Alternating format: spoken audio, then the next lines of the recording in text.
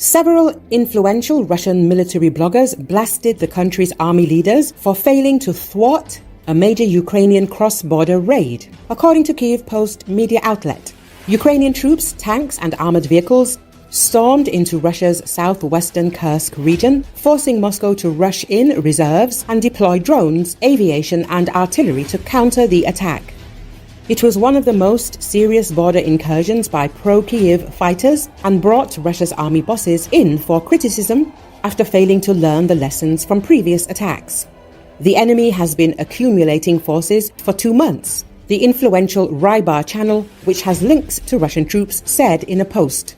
For 2 months, the full information was sent to the useless headquarters. There was enough time to make an appropriate decision, it added. The attacks still being felt on Wednesday evening are one of the first major tests for Russia's new defense minister, Andrei Belousov. In May, he replaced Sergei Shoigu, who was blamed for a string of Russian military setbacks since the start of the Ukraine offensive in 2022. Several other defense ministry officials have been removed or arrested on corruption charges. But the man in charge of army operations in Ukraine, Chief of the General Staff Valery Gerasimov, also detested by many of the military bloggers, remained in place. In light of the Kursk incursion, Rybar and others criticized the decision to break up the combat management system.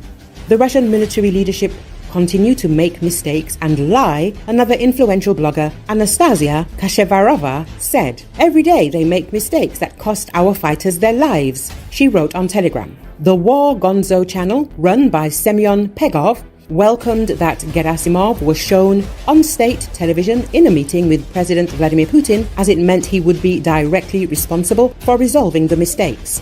We have long lacked public responsibility, he said. Criticism of the offensive from military bloggers used to be common, but has become rarer lately as the Kremlin has clamped down on public dissent.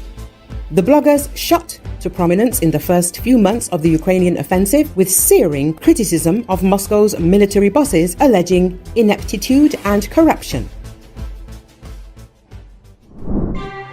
Russian President Vladimir Putin has made his first remarks about the Ukrainian army's attack on Russia's Kursk region, describing the assault as a large-scale provocation. Putin made the remarks one day after the attack, during the Wednesday meeting with the heads of security agencies, the Defense Ministry, the General Staff and the Federal Security Service, FSB. Addressing the meeting, Putin accused Ukraine of firing indiscriminately from various types of weapons, including missiles, at civilian buildings, residential buildings and ambulances. Immediately after our meeting, I will have a meeting with the heads of law enforcement agencies, the Ministry of Defense, the General Staff, the FSB, and I will hear another report from my colleagues on what is happening in the Kursk region, he stated. The Russian leader added that he has given instructions to the acting governor of the Kursk region, Alexei Smirnov, to provide the necessary assistance to the region's residents. Earlier, Putin appointed First Deputy Prime Minister Denis Mancherov to supervise this work.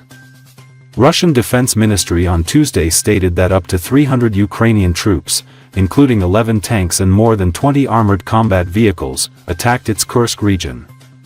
According to the Russian Health Ministry, 24 people were injured, including 6 children.